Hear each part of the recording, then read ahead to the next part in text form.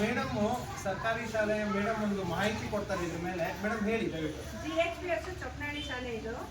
ಇಲ್ಲಿ ಮಕ್ಕಳು ಬಿಹಾರ್ ಮತ್ತು ರಾಜಸ್ಥಾನ ಮತ್ತು ವೆಸ್ಟ್ ಬಂಗಾಲ್ ಮತ್ತು ಅಸ್ಸಾಮಿಂದ ಬಂದಿದ್ದಾರೆ. 5 ಜನ ಇವಾಗ ಅಡ್ಮಿಷನ್ ಹಾಕೋದು ಅಂತ ಹೇಳಿದ್ದಾರೆ. ನಾಳೆ ಅವ್ರಿಗೆ ಬರೋಕ್ಕೆ ಹೇಳಿದ್ದೀವಿ, ಅಡ್ಮಿಷನ್ ಮಾಡ್ಬೇಕು ಬನ್ನಿ ಅಂತ.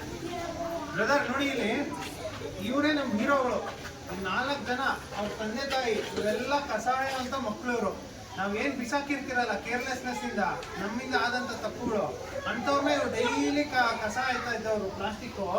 ಇಂಥವ್ರು ಇವತ್ತು ಯಾವತ್ತೂ ಸ್ಕೂಲಿಗೆ ಸೇರದೇ ಇರೋರು. ಒಬ್ರು 8 ವರ್ಷ ಇದ್ದಾರೆ, 10 ವರ್ಷ ಇದ್ದಾರೆ, 4 ವರ್ಷ ಇದ್ದಾರೆ. ಇಂಥವ್ರಿಗೆ ನಮ್ಮ ಪ್ಲಾಸ್ಟಿಕ್ ಫ್ರೀ ಪ್ರಕೃತಿಯಿಂದ ನಾವು ಸ್ಕೂಲಿಗೆ ಸೇರಿಸ್ತಾ ಇದ್ದೀರಿ.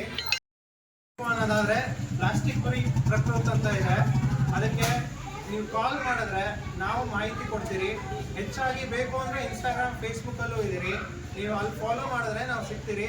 ದಯವಿಟ್ಟು ನೋಡಿ, ಇವ್ರ ಕಡೆಯಿಂದ ಮೆಸೇಜು ಅಷ್ಟೇ, ನೀವು ಬಳಸ್ತಂಥ ಪ್ಲಾಸ್ಟಿಕ್ನ ಎಲ್ಲೇ ಹೇಗೆ ಆಗಲಿ ಅದನ್ನು ಕರೆಕ್ಟಾಗಿ ಡಿಸ್ಕಾರ್ಡ್ ಮಾಡಿ. ಎಲ್ಲೂ ನೀವು ಆಚೆ ಓಪನ್ ಸ್ಪೇಸಲ್ಲಿ ಬರೋದಾಗದಲ್ಲಿ ನೀವು ಎಸಿಬೇಡಿ, ಪ್ರಕೃತಿಗೆ ಹಾನಿ ಮಾಡಬೇಡಿ.